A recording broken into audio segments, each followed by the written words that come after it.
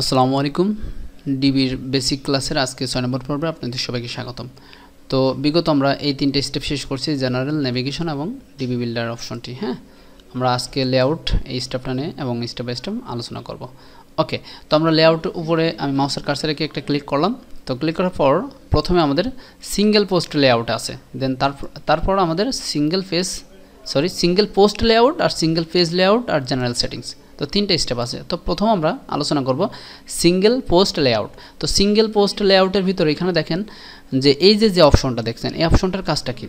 এই অপশনটার কাজটা মূলত এখানে আমরা যদি পোস্টে চলে যাই, আমি যদি নর্মালি আমাদের ওয়েবসাইটে পোস্টে চলে আসি, দেখেন পোস্টে আসার পর আমি যদি এই পোস্টটাকে আমি ওপেন করি, ওপেন করার পর এখানে দেখেন এখানে যে অথর ইনফো, তার মানে একটা পোস্টের যে ইনফো, তার মানে ইনফরমেশনগুলো, এখানে যে কয়টা কমেন্টস হয়েছে এই পোস্টের ভিতরে, তারপর এই পোস্টটা কোন ক্যাটাগরির এগেনস্টে আছে, দেন এই পোস্টটা কবে পাবলিশড হয়েছে, এই পোস্টটা করছে কোন ভদ্রলোক, ঠিক আছে। তো এই পোস্টার মানে মেনটেন্স করছে কি, এগুলা জাস্ট ইনফরমেশন, ঠিক আছে। তো এইটা মেনটেন্স করার জন্য আমাদের এই থিম অপশনের লেআউটের এই সিঙ্গেল পেজ লেআউট এটা।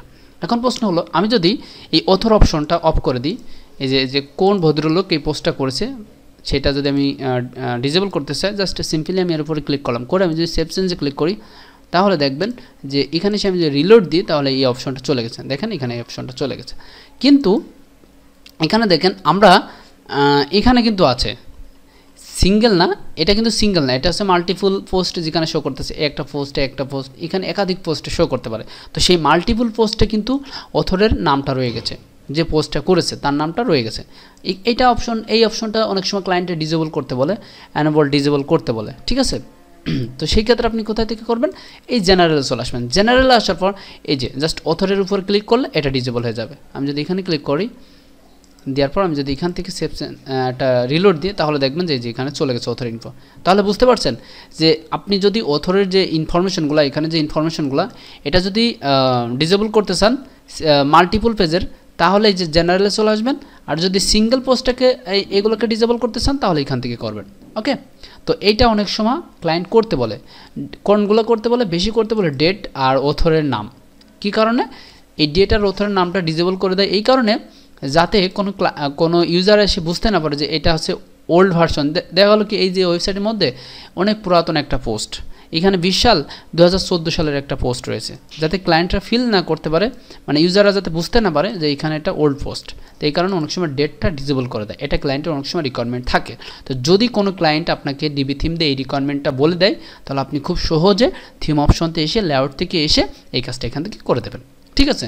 এখন প্রশ্ন হলো যে এই যে অথরের নামটা দেখেন, আমাদের এই ইউজার নেম রুবেল হোসেন, এই যে ওয়ার্ডপ্রেস ওয়েবসাইটে এখানে ঢোকার জন্য যে ইউজার নেমটা, এখানে কিন্তু রুবেল হোসেন, আবার সেই ইউজার নেমটাই কিন্তু শো করতেছে। আমি যদি অথরের নামটা এখানে অ্যালাউ করে দিই, আমি যদি অ্যালাউ করে দিই, জেনারেল থেকে যদি অ্যালাউ করে দিই, ডেটটাকে জাস্ট ডিসেবল করে রাখবো, আমি ডেটটাকে ডিসেবল করলাম, জাস্ট অথরের নামটা আমি অ্যালাউ করে রাখলাম। দেখেন এখানে এসে রিলোড দিই, তাহলে দেখেন এখানে নামটা শো করতেছে। তার মানে আমাদের কিন্তু হ্যাকাররা বুঝতে পারতেছে যে এই ইউজার নেম যা আর ওয়েবসাইটের লগ ইনের ইউজার নেম সেম কিন্তু, ঠিক আছে। তাহলে কিন্তু এটা কিন্তু একটা বিপদ, তাই না? এটা কেমন যেন একটা বিষয় হয়ে গেল। তাহলে হ্যাকাররা কিন্তু একটা বিষয় খুব সহজে কিন্তু বুঝে ফেললো। তো এই নামটাকে চেঞ্জ করে দেওয়ার জন্য আমরা চলে যাব সেটিংস থেকে, এই কাজটুকু করে দেবেন।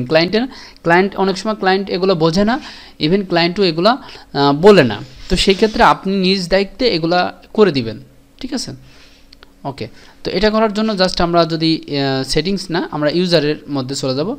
ইউজারের ভিতরে আসার পর জাস্ট এই যে প্রোফাইল আপনি এডিট করতে চাচ্ছেন সেই প্রোফাইলের উপরে ক্লিক করবেন। অবশ্যই সেই প্রোফাইল বলতে কি, এখানে একাধিক ইউজার থাকতে পারে। আমাদের ড্যাশবোর্ডে অনলি একজনই অ্যাডমিনিস্ট্রেটর, শুধুমাত্র আমি। তো সেই ক্ষেত্রে একটাই শো করতেছে। আপনি চাইলে একাধিক ইউজার ওয়েবসাইট মেনটেন করার জন্য একাধিক ইউজার ক্রিয়েট করতে পারেন। তো একাধিক ইউজার কীভাবে ক্রিয়েট করতে হয় আমরা প্রিভিয়াস টিউটোরিয়াল দেখিয়েছি, আই হোপ আপনারা জানেন, ঠিক আছে। তো জাস্ট আমি এখানে এডিটে ক্লিক করলাম, এই নামটা চেঞ্জ করব। এখানে এই ভদ্রলোক, তার মানে আমি রুবেল, আমি যে ওয়েবসাইটে যে পোস্টগুলো করব, যাতে আমার নাম ইউজার নেমটা যাতে না শো করে, ঠিক আছে। এখানে যাতে ইউজার নেমটা না শো করে, আমি যে নাম দেব সেই নামের জন্য শো করে। তো সেটা করার জন্য এই যেখানে নিক নেম আমি দিয়ে দিতে পারি।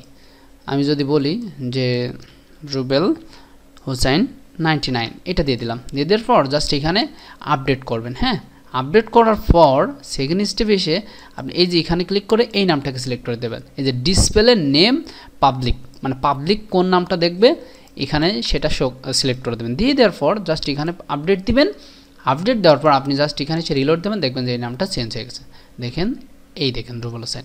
তাহলে এবার কি করলো, হ্যাকাররা সহজে এটা ফিল করতে পারলো না যে কোন নাম ইউজার নেমটা কি ফিল করতে পারলো না। ক্লিয়ার? ওকে, এটা খুবই ইম্পর্ট্যান্ট একটা স্টেপ আপনাদেরকে দেখাই দিলাম। আই হোপ কোনো একদিন কোনো একটা অপশনে আপনাদের এটা কাজে লেগে যাবে ইনশাল্লাহ। ওকে, আর সেদিন আপনারা এই সলিউশনটা পেয়ে যাবেন যদি কাজে লাগে। ওকে, তাহলে আমরা কোথায় ছিলাম? থিম অপশনের লেআউট সেকশনের সিঙ্গেল পোস্টে ছিলাম। তাহলে এই অপশনটা বুঝতে পারছেন। এবার আমরা চলে আসি কমেন্ট বক্স। এই যে এখানে যে কমেন্টস বক্স দেখতে পাচ্ছেন, যে আপনার ক্লায়েন্ট যদি বলে কিংবা আপনি যদি নিজে চান যে না আমাদের এখানে কমেন্ট বক্স শো করবে যে কয়টা কমেন্টস হয়েছে, এই যে কমেন্ট কাউন্ট কয়টা, এই পোস্টের ভিতরে কয়টা কমেন্টস হয়েছে কী বৃত্তান্ত, সেটা যদি আপনি শো করাতে চান তাহলে এটা রাখবেন, আর না হলে ডিসেবল করে দেবেন। সহজ একটা স্টেপ। এখানে বলছে যে থাম্বনেল, এই যে ওয়েবসাইটের যে থাম্বনেল, তার মানে দেখেন আমাদের যে সিঙ্গেল পোস্টটা, এখানে যে সিঙ্গেল পোস্টটা প্রথমে থাম্বনেলটা শো করবে। তো এই থাম্বনেলটা প্রথমে কোথা থেকে শো করাতে হয়, আমরা এই যে জেনারেল ভিতরে এখান থেকে দেখে আসছিলাম। এখন আর এটা নিয়ে কথা বলবো না। এখন হচ্ছে যে আমাদের যখন এই পোস্টটা, এখন এখানে মাল্টিপল পোস্ট, তাই না? আমরা যদি সিঙ্গেল পোস্টে ক্লিক করি তাহলে যাতে আমাদের এই থাম্বনেলটা যেন না আসে, এই থাম্বনেল যেন সিঙ্গেল পোস্টে না আসে, তো সেটা রিমুভ করার জন্য আমি এখান থেকে এটা এনেবল করে দিলাম, ডিসেবল করে দিলাম। তারপর সেভ চেঞ্জে ক্লিক করলে তাহলে এখানে আসলে দেখবেন যে আমি সিঙ্গেল পোস্ট আছি, কিন্তু রিলোড দিলে আমাদের থাম্বনেলটা চলে গেছে। ঠিক আছে, কিন্তু আমাদের মাল্টিপল পোস্ট পেজে থাম্বনেল থাকবে, এখানে থাম্বনেল আছে, বাট আমি যখনই পোস্টটাকে সিঙ্গেল পেজে ভিউ করতেছি তখন কিন্তু আমাদের থাম্বনেলটা হারিয়ে যাচ্ছে। এরকম অপশন অনেক সময় কাজে লাগে। ঠিক আছে, ওকে, এরকম অপশন অনেক সময় কাজে লাগে, আমারই মাঝে মাঝে লাগে। আমি যখন অ্যামাজনের আমি অ্যামাজন অ্যাফিলিয়েট মার্কেটিংয়ের কাজ করি, আপনারা অবশ্যই সবাই জানেন, এসইও নিয়েও কাজ করি। তো সেই কাজ যখন করি তখন আমি থাম্বনেলে একটা ইমেজ শো করাই, সেই ইমেজটাকে সিঙ্গেল পোস্টে শো করাই না। তো সেই ক্ষেত্রে তখন এটাকে ডিসেবল করে দিই। ঠিক আছে, এটা আপনাদের ক্ষেত্রে অনেক সময় অনেক দিন কাজে লাগবে। ঠিক আছে, ওকে, প্রসেসটা জেনে রাখলেন। আই হোপ নিচের অপশনটা বুঝতে পারছেন। আমরা যদি সিঙ্গেল পোস্টে যাই, একই বিষয়, এই যে থাম্বনেল শো করবে কিনা সিঙ্গেল পেজের ক্ষেত্রে, পোস্ট বলতেছি কেন, sorry, page, single page layout, সেই একই বিষয়। আমি যদি রাখতে চাই রাখবেন, এখানে কমেন্ট শো করবে কিনা রাখতে চাই রাখবেন। আমি পেজে আমরা কিছুই রাখবো না, ডিসেবল করে রাখবো। তারপর জেনারেল সেটিংসের উপর আপনারা বুঝতেই পারছেন মাল্টিপল সেকশনে যে কোনগুলো শো করবে কিনা সেইগুলো। ঠিক আছে, তাহলে আশা করি এই লেআউট প্রসেসটা কমপ্লিট। ঠিক আছে, এখানে এটা যে শো থাম্বনেল ইন্ডেক্স, পেজ ইন্ডেক্সে কয়টা থাম্বনেল শো করবে কিনা এই বৃত্তান্ত, এই বিষয়টা।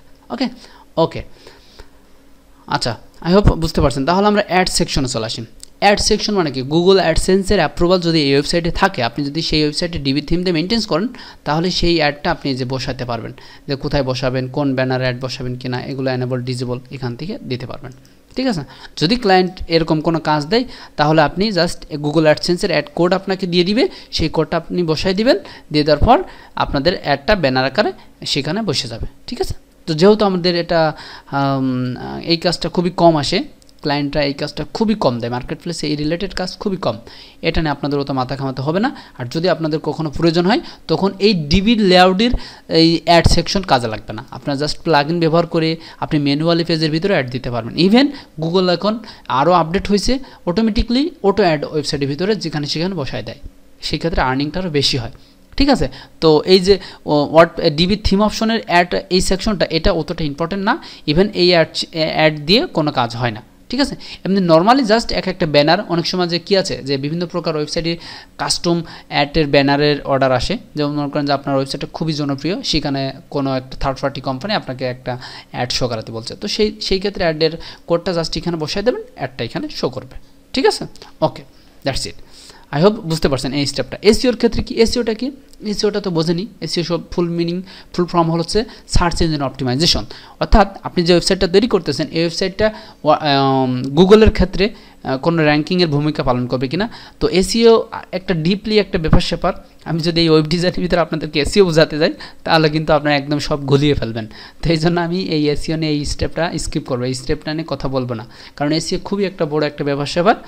তো এখানে বলতেছে কাস্টম টাইটেল এগুলো আপনাদের স্কিপ করে চলে গেলেও হবে, কারণ ওয়েব ডিজাইনের ভিতরে আপনাদের এসইওর কোনো কথাই বলবে না ক্লায়েন্ট, আপনাদের জাস্ট ওয়েবসাইট ডিজাইন মেনটেন করা, এটা নিয়ে আপনাদের বাজেট হবে। আর যদি আপনি এসইও স্পেশালিস্ট হয়ে থাকেন সেই ক্ষেত্রে আপনি এটা বুঝবেন, আই হোপ, আশা করি। ওকে, আচ্ছা, আমরা ইন্টিগ্রেশন অপশনটা এখানে আমরা দেখি যে হেডারের যে কোডটা আছে, হেডারের যে কোড এখানে আমাদের তেমন কোনো কাজ নাই, ঠিক আছে, এখানে তেমন কোনো কাজ নাই, কিন্তু এখানে কিছু কাজ থাকবে আমাদের, সেটা আমরা প্রয়োজন সাপেক্ষে দেখব। আর ডিফল্ট অবস্থায় এখানে যে অ্যানেবল ডিজেবল যে বিষয়গুলো আছে সবগুলো এখানে যা আছে ডিফল্ট অবস্থায় সেটাই রাখবেন, এখানে কোনো সুইচ অন অফ করার দরকার নাই, অ্যানেবল আছে অ্যানেবলই রাখবেন। আর আমাদের হেডারের ভিতরে হয়তো বা কোনো সেকশনে কাজ করতে করতে হেডারের কোড লাগতে পারে, বডির কোড লাগতে পারে, ঠিক আছে, সেই ক্ষেত্রে আমাদের এগুলো আমরা এখানে স্টেপ বাই স্টেপ শো করাবো, সেটা আমরা ভবিষ্যতে কাজের উপর ডিপেন্ড করবে। আই হোপ আমাদের এতটা লাগবে না, আমাদের যদি কোনো কাস্টম সিএসএস প্রয়োজন হয় তাহলে আমরা ডাইরেক্টলি এই যে কাস্টম সিএসএস অপশনে জেনারেলে এসে এখানে বসাই দিব। ইভেন আমরা আরেকটা অপশন আছে আপনারা অবশ্যই জানেন, এই যে কাস্টমসে গিয়ে আমরা এডিশনাল সিএসএসে বসাই দিলেও আমাদের কাজটা হয়ে যাবে। সেই ক্ষেত্রে আমাদের ইন্টিগ্রেশন অপশন এসে ততটা কোনো ইম্পর্টেন্ট স্টেপ নাই, যদি কখনো প্রয়োজন হয় তাহলে আপনাদের সেই প্রসঙ্গে আমি ভিডিও মেক করে দিব। ওকে, আই হোপ আমি বিগত অনেক দিন ধরে কাজ করেছি, এই স্টেপে অতটা কাজ হয় নাই বললেই চলে, আমি করি নাই, একদমই করি নাই সত্যি।